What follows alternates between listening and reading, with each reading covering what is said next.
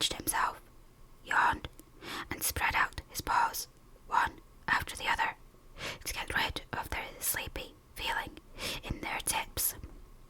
Mother Wolf lay with her big grey nose dropped across her four tumbling, squealing cubs, and the moon shone into the mouth of the cave where they all lived.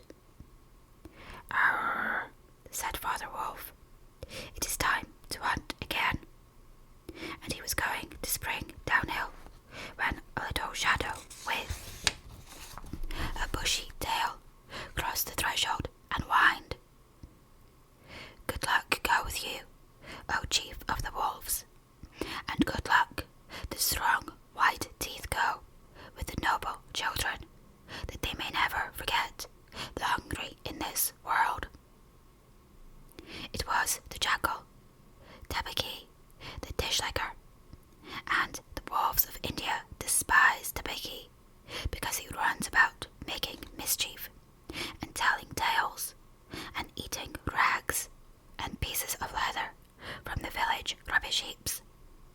But they are afraid of him too, because Tabaki, more than anyone else in the jungle, is apt to go mad, and then he forgets that he was ever afraid of anyone and runs through the forest, biting everything in his way.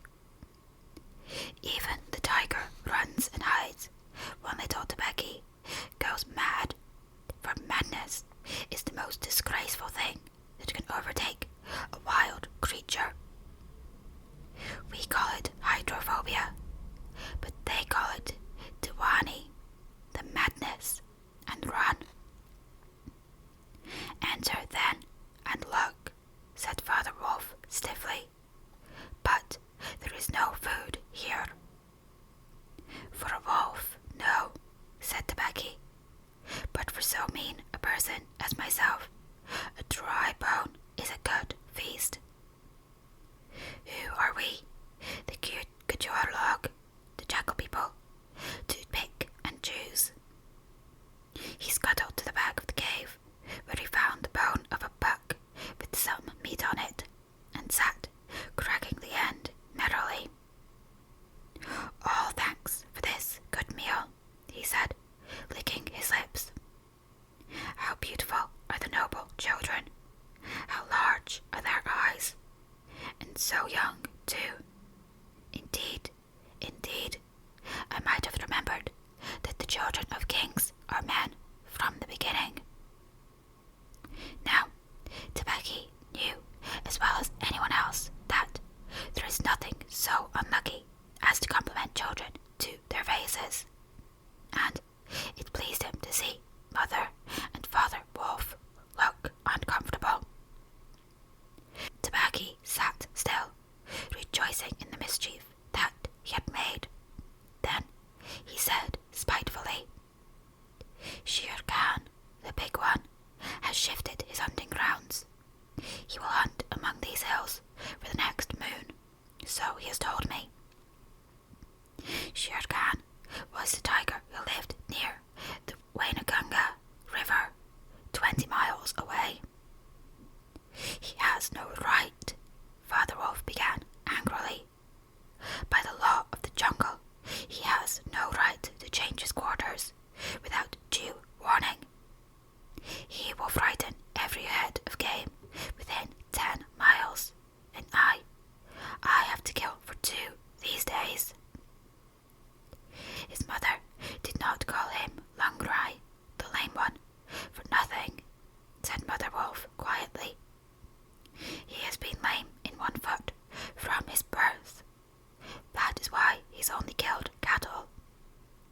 Now the villagers of the Waingunga are angry with him, and he has come here to make our villagers angry. They will scour the jungle for him when he is far away, and we and our children must run when the grass is set alight.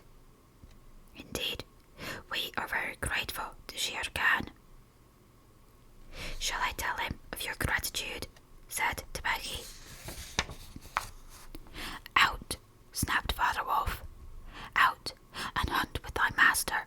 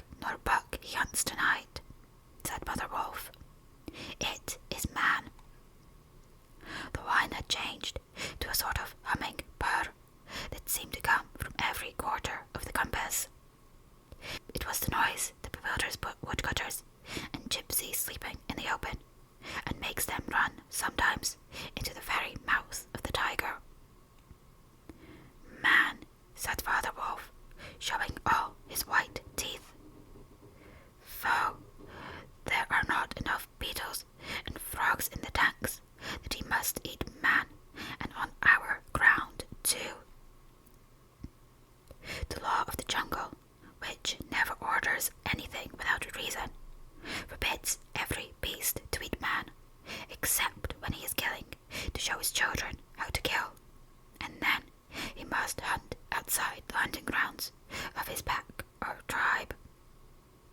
The real reason for this is that man-killing means, sooner or later, the arrival of white men on elephants with guns and hundreds of brown men with gongs and rockets and torches. Then everybody in the jungle suffers. The reason the beasts give among themselves is that man is the weakest and most defenseless of all living things, and it is unsportsmanlike to touch him. They say, too, and it is true, that man-eaters become mangy and lose their teeth. The purr grew louder and ended in the full-throated "arr" of the tiger's charge. Then there was a howl, an untigerish howl, from Shere Khan. "He has missed," said Mother Wolf. "What is it?" Father Wolf ran out a few paces and heard Shere Khan muttering and mumbling savagely as he tumbled about in the scrub. "The fool has had no more sense than to jump at a woodcutter's campfire and has burned his feet," said Father Wolf with a grunt. "Tabaki is with him." "Something is coming uphill," said Mother Wolf, twitching one ear. "Get ready." The bushes rustled a little in the thicket, and Father Wolf dropped with his haunches under him, ready for his leap. Then, if you had been watching, you would have seen the most wonderful thing in the world. The wolf checked in mid-spring. He made his bound before he saw what it was he was jumping at, and then he tried to stop himself. The result was that he shot up straight into the air for 4 or 5 feet, landing almost where he left ground. "Man," he snapped, "a man's cub. Look." Directly in front of him, holding on by a low branch, stood a naked brown baby who could just walk, as soft and as dimpled a little Adam as ever came to a wolf's cave at night. He looked up into Father Wolf's face and laughed. "Is that a man's cub?" said Mother Wolf. "I have never seen one. Bring it here." A wolf, accustomed to moving his own cubs, can, if necessary, mouth an egg without breaking it, and though Father Wolf's jaws closed right on the child's back, not a tooth even scratched the skin as he laid it down among the cubs. "How little, how naked, and how bold," said Mother Wolf softly. The baby was pushing his way between the cubs to get close to the warm hide. Aye, he is taking his meal with the others. So this is a man's cub. Now, was there ever a wolf that could boast of a man's cub among her children? "I have heard now and again of such a thing, but never in our pack or in my time," said Father Wolf. "He is altogether without hair, and I could kill him with a touch of my foot. But see, he looks up and is not afraid." The moonlight was blocked out of the mouth of the cave, for Shere Khan's great square head and shoulders were thrust into the entrance. The baggie behind him was squeaking, my lord, it went in here." "Shere Khan does us great honor," said Father Wolf, but his eyes were very angry. "What does Shere Khan need?" "My quarry. A man's cub went this way," said Shere Khan. "Its parents have run off. Give it to me." Shere Khan had jumped at a woodcutter's campfire, as Father Wolf had said, and was furious from the pain of his burned feet. But Father Wolf knew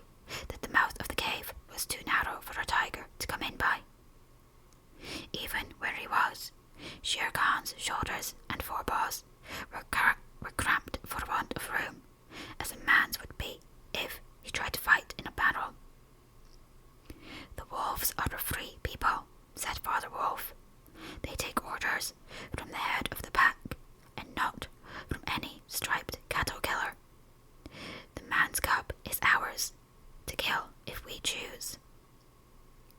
Ye choose, and ye do not choose. What talk is this of choosing? By the bull that I killed, am I to stand nosing into your dog's den for my fair Jews? It's I, Shere Khan, who speak. The tiger's roar filled the cave with thunder. Mother Wolf shook herself clear of the cups and sprang forward. Her eyes, like two green moons in the darkness, facing the blazing eyes of Shere Khan. And it is I, Raksha, the demon, who answer. The man's cub is mine, Lungri, mine to me. He shall not be killed. He shall live to run with the pack, and to hunt with the pack. And in the end, look you, hunter of little naked cubs, frog eater, fish killer, he shall hunt thee.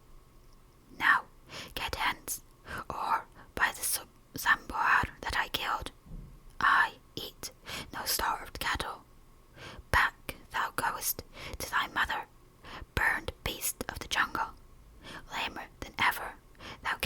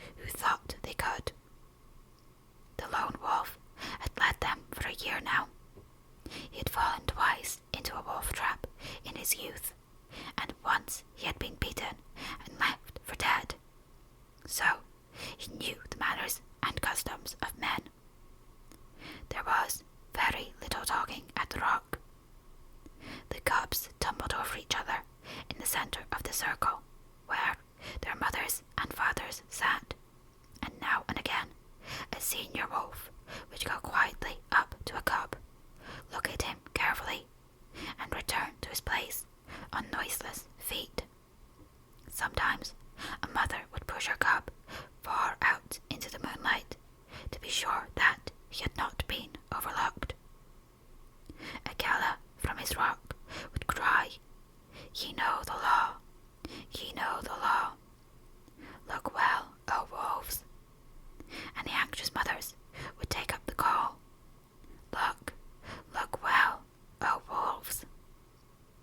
At last, and Mother Wolf's neck bristles lifted as the time came, Father Wolf pushed Mowgli the frog, as they called him, into the centre, where he sat laughing and playing with some pebbles that glistened in the moonlight. Akela never raised his head from his paws, but went on with the monotonous cry, "Look well." A muffled roar came up from behind the rocks, the voice of Shere Khan crying, "The cub is mine. Give him to me. What have the free people to do with a man's cub?" Akela never even twitched his ears. All he said was, "Look well, O wolves. What have the free people to do with the orders of any save the free people? Look well." There was a chorus of deep growls, and a young wolf in his 4th year flung back Shere Khan's question to Akela. "What have the free people to do with a man's cub?" Now, the law of the jungle lays down that if there is any dispute as to the right of a cub to be accepted by the pack, he must be spoken for by at least 2 members of the pack who are not his father and mother. "Who speaks for this cub?" said Akela. "Among the free people, who speaks?" There was no answer, and Mother Wolf got ready for what she knew would be her last fight if things came to fighting. Then the only other creature who was allowed at the pack council, Baloo, the sleepy brown bear who teaches the wolf cubs the law of the jungle. Old Baloo, who can come and go where he pleases because he eats only nuts and roots and honey, rose up on his hindquarters and grunted. "The man's cub, the man's cub," he said. "I speak for the man's cub. There is no harm in a man's cub. I have no gift of words, but I speak the truth. Let him run with the pack and be entered with the others. I myself will teach him." "We need yet another," said Akela. "Baloo has spoken, and he is our teacher for the young cubs. Who speaks besides Baloo?" A black shadow dropped down into the circle. It was Bagheera, the Black Panther, inky black all over, but with the panther markings showing up in certain lights like a pattern of watered silk. Everybody knew Bagheera, and nobody cared to cross his path, for he was as cunning as Tabaki, as bold as the wild buffalo, and as reckless as the wounded elephant. But he had a voice as soft as wild honey dripping from a tree, and his skin softer than down. "Oh, Akela, and ye the free people," he purred, "I have no right in your assembly, but the law of the jungle says that if there is a doubt, which is not a killing matter, in regard to a new cub, the life of that cub may be bought at a price. And the law does not say who may or may not pay that price. Am I right?" "Good, good," said the young wolves, who are always hungry. "Listen to Bagheera. The cub can be bought for a price. It is the law. Knowing that I have no right to speak here, I ask your leave." "Speak then," cried 20 voices. To kill a naked cub is shame.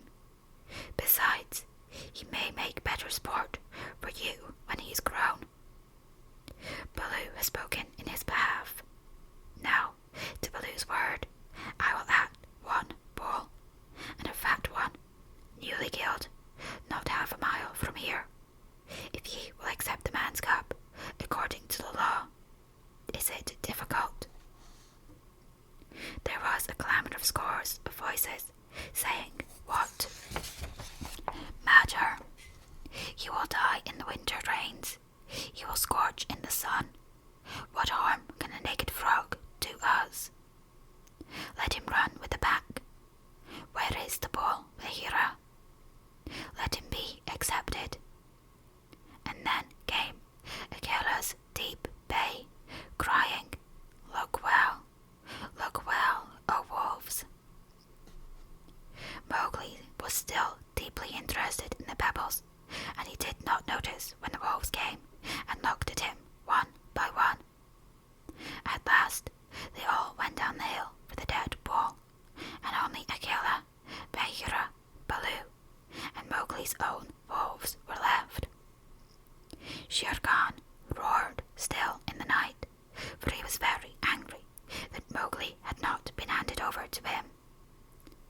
"Aye, roar well," said Bagheera under his whiskers, "for the time comes when this naked thing will make thee roar to another tune, or I know nothing of man." "It was well done," said Akela. "Men and their cubs are very wise. He may be a help in time."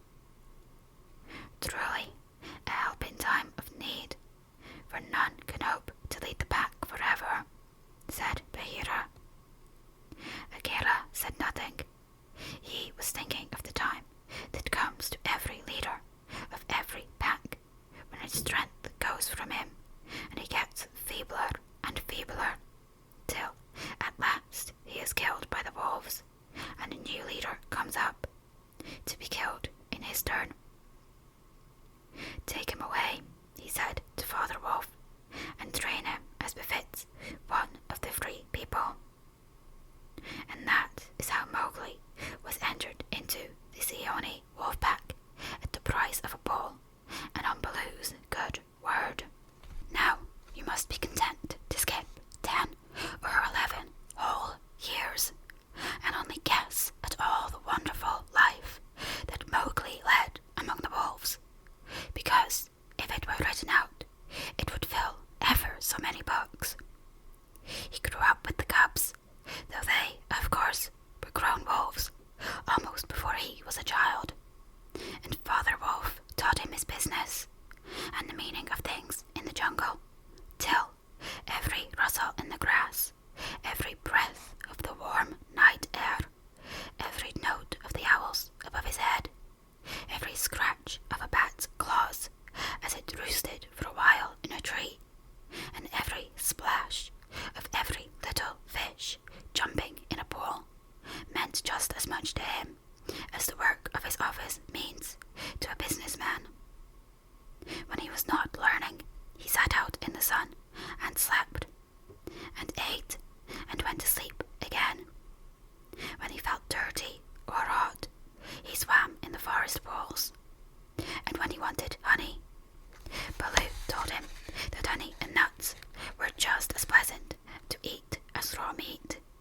He climbed up for it, and that Bagheera showed him how to do.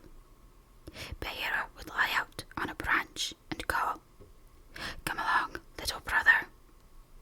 And at first Mowgli would cling like the sloth, but afterwards he would fling himself through the branches almost as boldly as the grey ape. He took his place at the Council Rock too, when the pack met, and there he discovered that if he stared hard at any wolf, the wolf would be forced to drop his eyes, and so he used to stare for fun. At other times he would pick the long thorns out of the pads of his fingers, for wolves suffer terribly from thorns and burrs in their coats.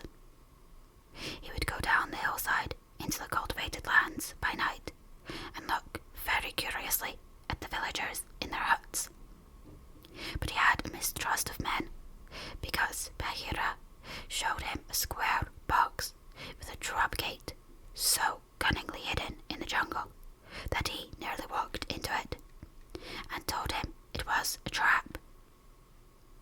He loved better than anything else to go with Bagheera into the dark, warm heart of the forest, to sleep all through the drowsy day, and at night to see how Bagheera did his killing. Bagheera killed right and left as he felt hungry, and so did Mowgli, with one exception. As soon as he was old enough to understand things, Bagheera told him that he must never touch cattle, because he had been bought into the pack at the price of a bull's life. All the jungle is thine, said Bagheera, and thou canst kill everything that thou art strong enough to kill. But for the sake of the bull that bought thee, thou must never kill or eat any cattle, young or old. That is the law of the jungle. Mowgli obeyed faithfully, and he grew and grew, strong as a boy must grow who does not know that he is learning any lessons, and who has nothing in the world to think of except things to eat. Mother Wolf told him once or twice that Shere Khan was not a creature to be trusted, and that some day he must kill Shere Khan. But though a young wolf would have remembered that advice every hour, Mowgli forgot it because he was only a boy, though he would have called himself a wolf if he had been able to speak in any human tongue. Shere Khan was always crossing his path in the jungle, for as Akela grew older and feebler, the lame tiger had come to be great friends with the younger wolves of the pack, who followed him for scraps, a thing that Akela would never have allowed if he had dared to push his authority to the proper bounds. Then Shere Khan would flatter them and wonder that such fine young hunters were content to be led by a dying wolf and a man's cub. They tell me, Shere Khan would say, that at council ye dare not look him between the eyes, and the young wolves would growl and bristle. Bagheera, who had eyes and ears everywhere, knew something of this, and once or twice he told Mowgli in so many words that Shere Khan would kill him some day. And Mowgli would laugh and answer, I have the pack, and I have thee, and Baloo, though he is so lazy, might strike a blow or two for my sake. Why should I be afraid? It was one very warm day that a new notion came to Bagheera, born of something that he had heard. Perhaps Iki, the porcupine, had told him, but he said to Mowgli, when they were deep in the jungle, as the boy lay with his head on Bagheera's beautiful black skin, little brother, how often have I told thee that Shere Khan is thy enemy? As many times as there are nuts on that palm, said Mowgli, who naturally could not count. What of it? I am sleepy Bagheera, and Shere Khan is all long tail and loud talk, like Mayo the peacock. But this is no time for sleeping. Baloo knows it. I know it. The pack know it. And even the foolish, foolish deer know it. Tabaki has told thee too. Ho ho, said Mowgli. Tabaki came to me not long ago with some rude talk that I was a naked man's cub and not fit to take big nuts. But I got Tabaki by the tail and swung him twice against a palm tree to teach him better manners. That was foolish, for though Tabaki is a mischief maker, he would have the cautiously. Open those eyes, little brother. Shere Khan dare not kill thee in the jungle. But remember, Akela is very old, and soon the day comes when he cannot kill his buck, and then he will be leader no more. Many of the wolves that looked thee over when thou wast brought to the council first art old too, and the young wolves believe, as Shere Khan has taught them, that a man cub has no place with the pack. In a little time thou wilt be a man. And what is a man that he should not run with his brothers? Said Mowgli. I was born in the jungle. I have obeyed the law of the jungle, and there is no wolf of ours from whose paws I have not pulled a thorn. Surely they are my brothers. Bagheera stretched himself at full length and half shut his eyes. Little brother, said he, feel under my jaw. Mowgli put up his strong brown hand, and just under Bagheera's silky chin, where the giant rolling muscles were all hid by the glossy hair, he came upon a little bald spot. There is no one in the jungle that knows that I, Bagheera, carry that mark, the mark of the collar. And yet, little brother, I was born among men, and it was among men that my mother died, in the cages of the king's palace at Utapero. It was because of this that I paid the price for thee at the council when thou wast a little naked cub. Yes, I too was born among men. I had never seen the jungle. They fed me behind bars from an iron pan till one night I felt that I was Bagheera, the panther, and no man's plaything, and I broke the silly lock with one blow of my paw and came away. And because I had learned the ways of men, I became more terrible in the jungle than Shere Khan. Is it not so? Yes, said Mowgli. All the jungle fear Bagheera, all except Mowgli.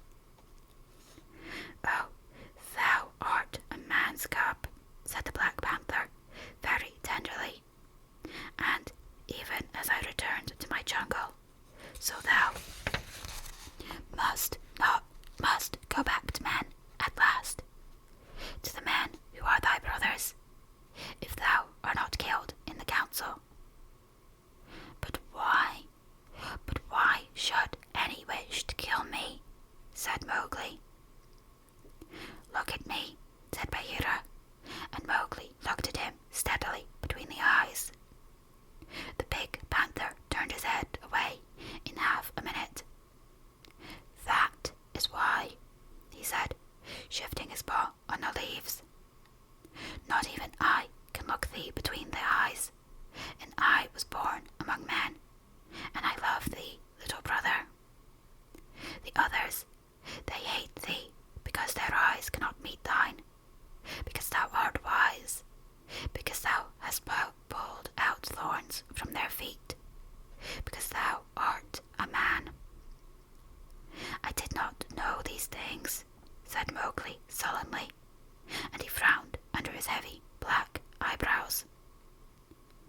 What is the law of the jungle? Strike first, and then give tongue. By thy very carelessness, they know that thou art a man. But be wise.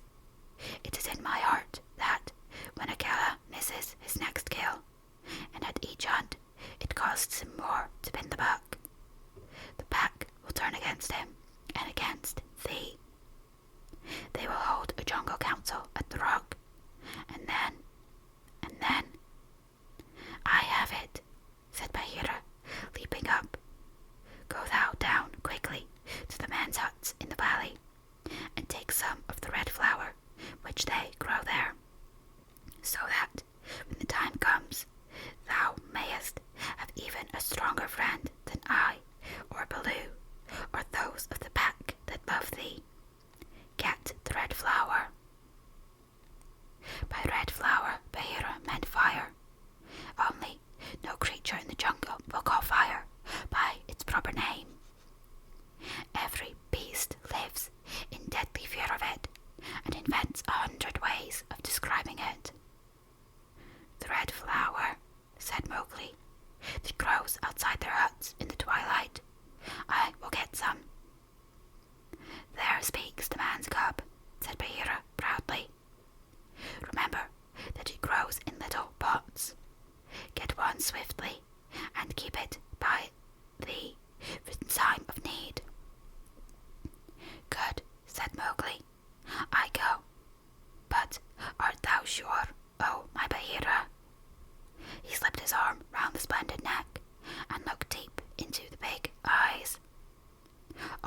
sure that all this is Shere Khan's doing.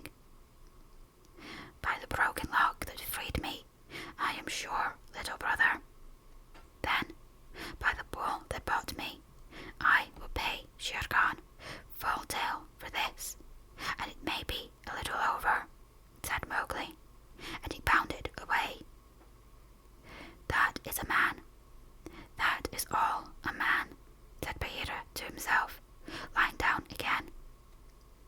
Oh, Shere Khan never was a blacker hunting than that frog hunt of thine 10 years ago. Mowgli was far and far through the forest, running hard, and his heart was hot in him. He came to the cave as the evening mist rose, and drew breath, and looked down the valley. The cubs were out, but Mother Wolf, at the back of the cave, knew by his breathing that something was troubling her frog. What is it, son? She said. Some bats chatter of Shere Khan, he called back. I hunt among the ploughed fields tonight. And he plunged downward through the bushes to the stream at the bottom of the valley. There he checked, for he heard the yell of the pack hunting, heard the bellow of a hunted sambur, and the snort as the buck turned at bay. Then there were wicked, bitter howls from the young wolves. Akela, Akela, let the lone wolf show his strength. Room for the leader of the pack. Spring, Akela. The lone wolf must have sprung and missed his hold, for Mowgli heard the snap of his teeth, and then a yelp as the sambur knocked him over with his forefoot. He did not wait for anything more, but dashed on, and the yells grew fainter behind him as he ran into the scrublands where the villagers lived. Bagheera spoke truth, he panted, and as he nestled down in some cattle fodder by the window of a hut. Tomorrow is one day, both for Akela and for me. Then he pressed his face close to the window and watched the fire on the hearth. He saw the husbandman's wife get up and feed it in the night with black lumps, and when the morning came, and the night and the mists were all white and cold, he saw the man's child pick up a wicker pot, plastered inside with the earth, fill it with lumps of red hot charcoal, put it under his blanket, and go out to tend the cows in the byre. Is that all? Said Mowgli. If a cub can do it, then there is nothing to fear. So he strode round the corner and met the boy, took the pot from his hand, and disappeared into the mist, while the boy howled with fear.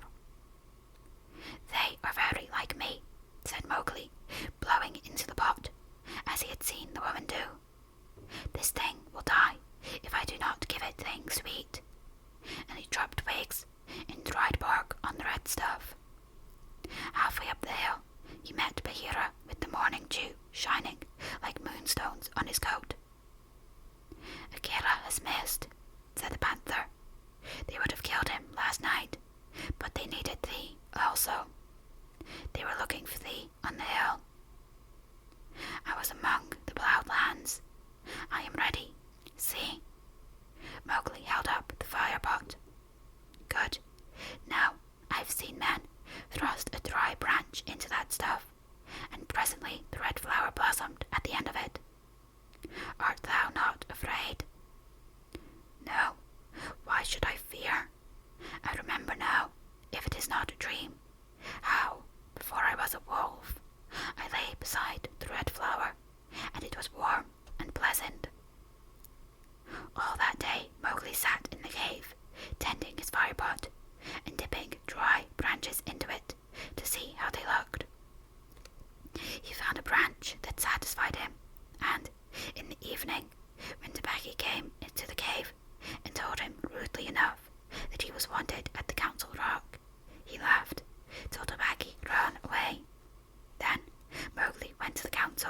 still laughing.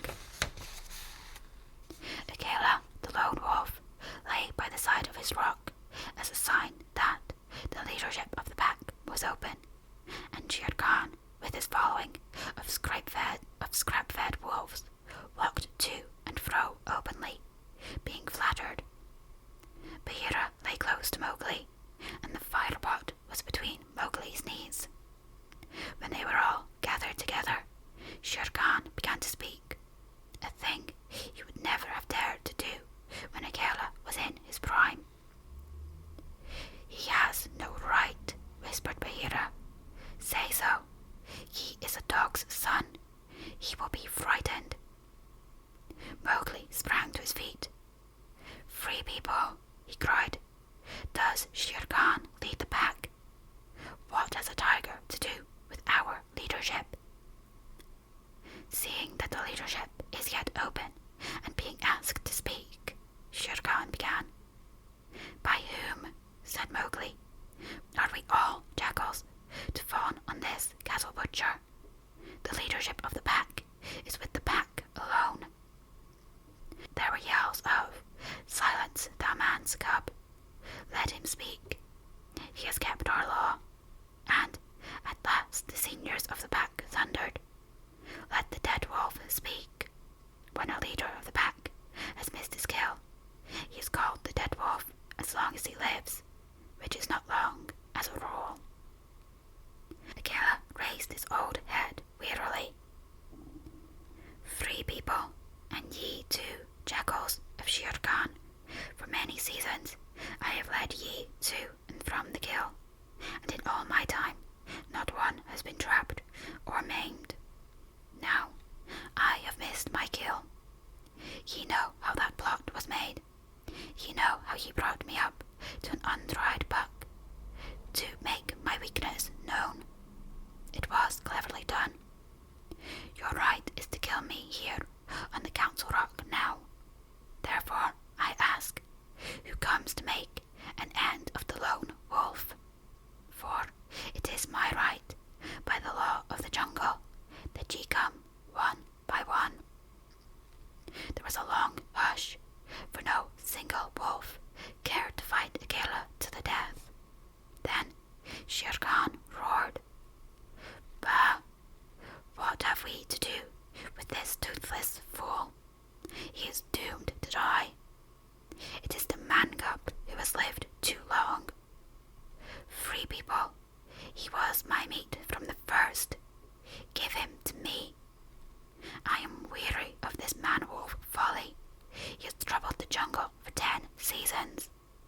Give me the man-cub, or I will hunt here always, and not give you one bone. He is a man's child, and from the marrow of my bones I hate him." Then more than half the pack yelled, "A man, a man! What has a man to do with us? Let him go to his own place."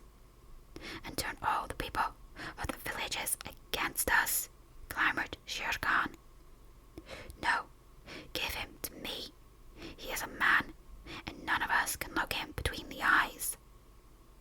Akela lifted his head again and said, "He has eaten our food. He has slept with us. He has driven game for us. He has broken no word of the law of the jungle. Also, I paid for him with a bull when he was accepted."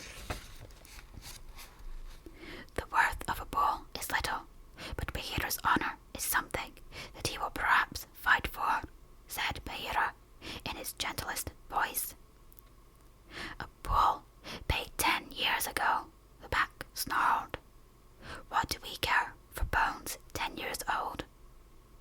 "Or for a pledge," said Bagheera, his white teeth bared under his lip. "Well are ye called the free people." "No man's cub can run with the people of the jungle," howled Shere Khan. "Give him to me." "He is our brother in all but blood," Akela went on, "and ye would kill him here. In truth, I have lived too long. Some of ye are eaters of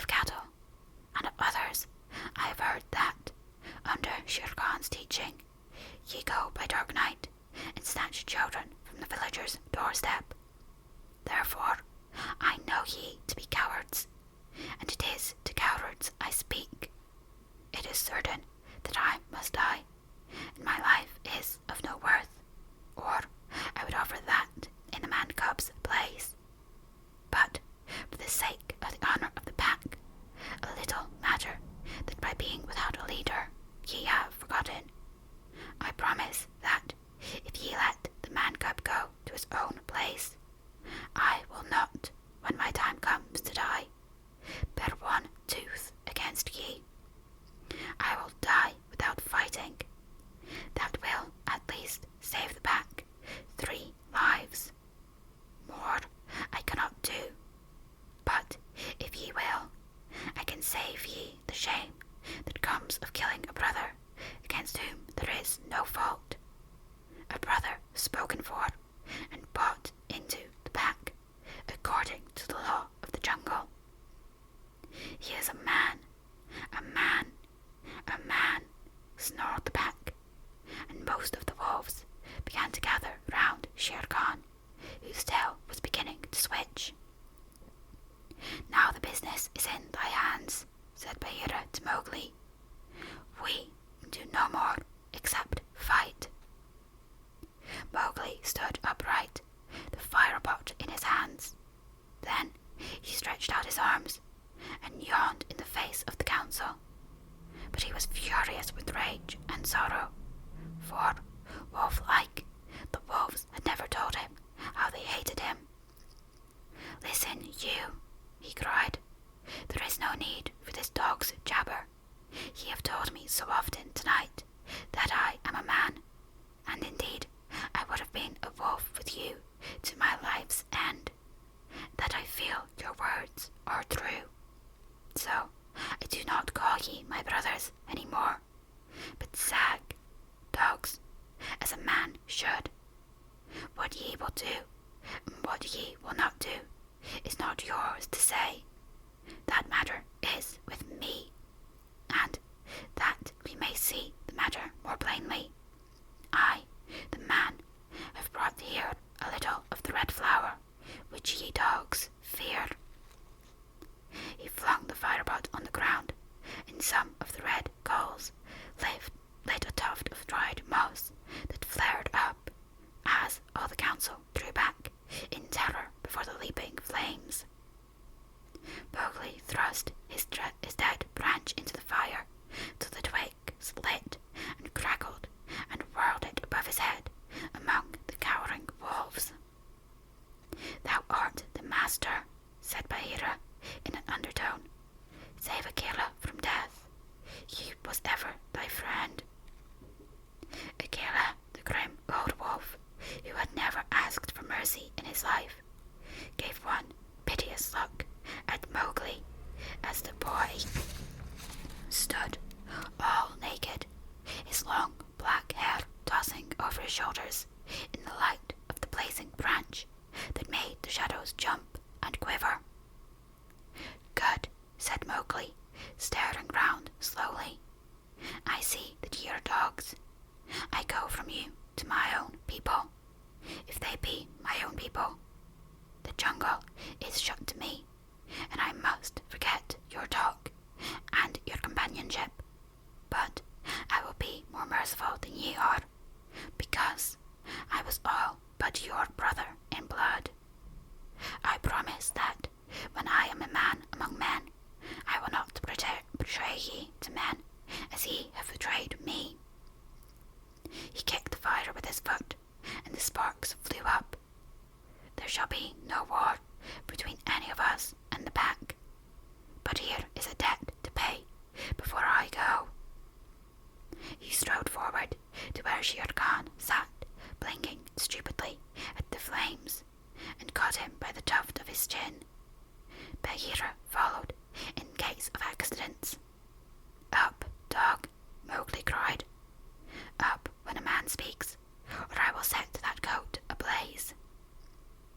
Shere Khan's ears lay flat, back on his head, and he shut his eyes, for the blazing branch was very near. This cattle killer said he would kill me in the council, because he had not killed me when I was a cub. Thus, and thus, then, do we beat dogs when we are men.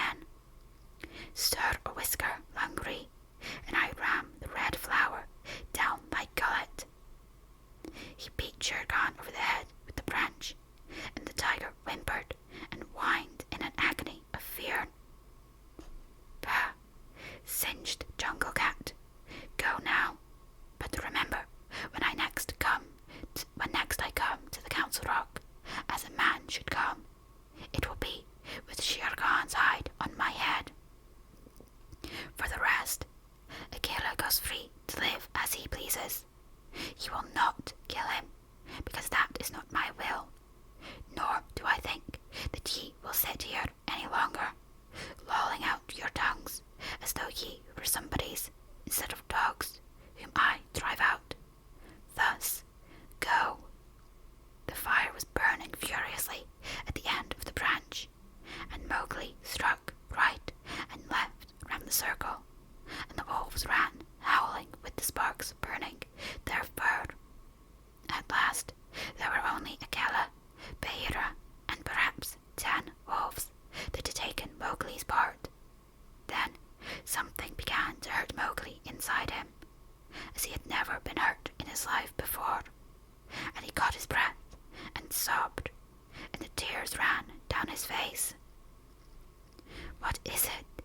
What is it?" he said. "I do not wish to leave the jungle, and I do not know what this is. Am I dying, Bagheera?" "No, little brother. Those are only tears, such as men use," said Bagheera. "Now I know thou art a man, and a man's cub no longer. The jungle is shut, indeed, to thee henceforward. Let them fall, Mowgli. They are only tears." So Mowgli sat and cried as though his heart would break, and he had never cried in all his life before. "Now," he said, "I will go to men, but first I must say farewell to my mother." And he went to the cave where she lived with Father Wolf, and he cried on her coat, while the 4 cubs howled miserably. "Ye will not forget me," said Mowgli. "Never while we can follow a trail," said the cubs. "Come to the foot of the hill when thou art a man, and we will talk to thee, and we will come into the croplands to play with thee by night." "Come soon," said Father Wolf. "O wise little frog, come again soon, for we behold thy mother and I." "Come soon," said Mother Wolf, "little naked son of mine, for, listen, child of man, I loved thee more than ever I loved my cubs." "I will surely come," said Mowgli. "When I come it will be to lay out Shere Khan's hide upon the council rock. Do not forget me. Tell them in the jungle never to forget me." The dawn was beginning to break when Mowgli went down the hillside alone to meet those mysterious things that are called men. The hunting song of the Seeonee